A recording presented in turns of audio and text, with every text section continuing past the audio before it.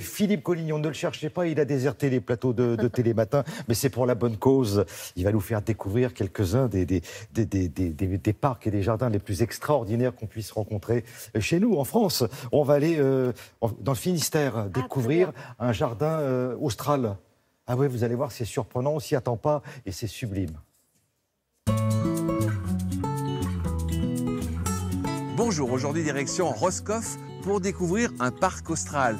Protéa, cactés, plantes grasses, tout y pousse, orchestré par un seul rocher. Roscoff bénéficie d'un microclimat, on dit le courant du Gulf Stream qui passe au large, ce qui fait que les gelées sont extrêmement rares à Roscoff et toutes les plantes australes poussent sur notre commune. Et aujourd'hui, il y a 15 000 m² de plantes australes qui y poussent et qui s'y plaisent. Le jardin fonctionne en autonomie, ça veut dire qu'aujourd'hui, il n'a pas de subvention. Il a plus de 30 000 entrées par an et c'est les entrées qui financent le fonctionnement du jardin et donc c'est devenu un bel outil touristique.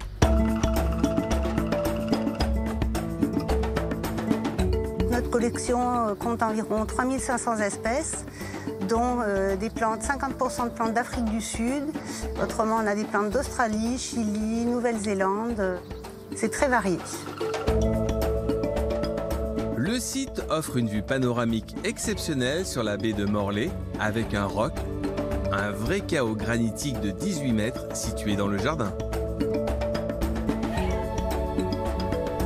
Ici, dans le jardin de Roscoff, ce qui fait vraiment la différence, c'est que nous avons un rocher qui garde la chaleur, qui l'emmagasine dans la journée pour la restituer la nuit. Les plantes les plus fragiles sont mises au pied du rocher, qui a un rôle protecteur des plantes, donc des protéacées, mais aussi les aéoniums, qui sont des plantes qui viennent des Canaries et qui sont très fragiles également.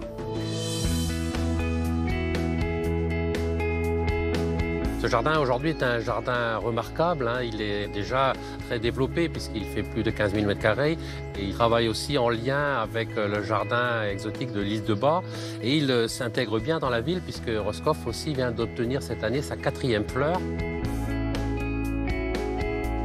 Il n'y a que 230 villes en France qui ont le droit à ce label des 4 fleurs pour tout le travail qui est fait sur le fleurissement et l'embellissement de la commune.